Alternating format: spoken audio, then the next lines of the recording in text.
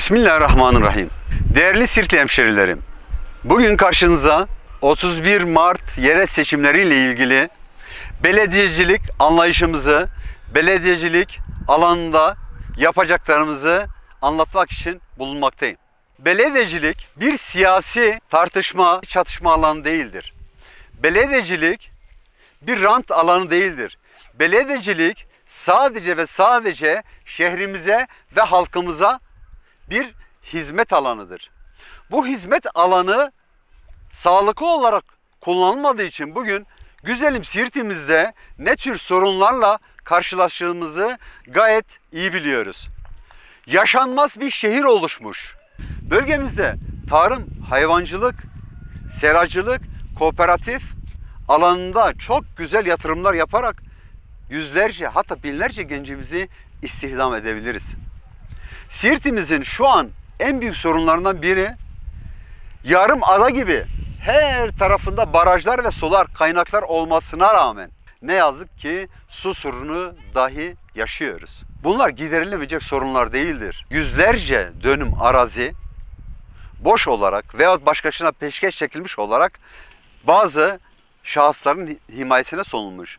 O alanlarda kurulacak olan hayvancılık, besicilikle ilgili aynı zamanda seracılıkla ilgili alanlar oluşturarak o gençlerimize bir istihdam kapısı açabiliriz. Şu an güzelim Butan Vadimiz var. O Butan Vadisi'ne baktığınız zaman Güneydoğu'da belki Van Gölü'nü çıkaracak olursak o bölge kadar dinlenebilecek o ortamdan gençlerimiz, ailelerimiz çocuklarıyla beraber istifade edebileceği bir alan bulunmamaktadır. O alanda ne yazık ki gereken yapılmadığı için her yıl bir sürü gencimizi orada kurban vermekteyiz.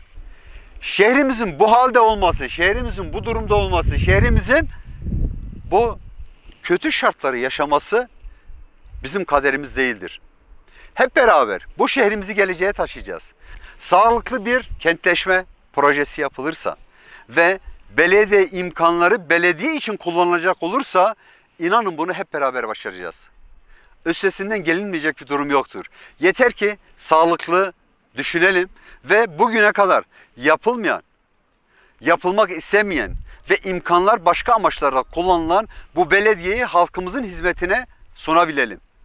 Eğer halkımız takdir ederse ve tercihlerini bizden yana kullanırsanız, bir Abdurrahman Özcan olarak size söz veriyorum. 5 yıl sonra aynı yerden, aynı noktadan alacağımız görüntüler şu gördüğünüz Siirt görüntüsü olmayacak. Şu an görünmeyen bölgelerimiz var.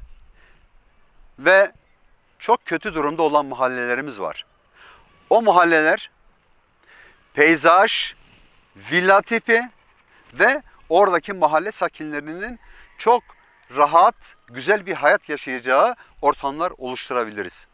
Onun için hep beraber el birliğiyle, fikirlerinizle, düşüncelerinizle bu belediyeyi beraber yönetmeye, beraber istihdam etmeye, istihdam alanı olarak kullanmak için sizlerden, siz değerli hemşerilerimden yetki istiyorum. Hepinize teşekkür ederim. Görüşmek üzere.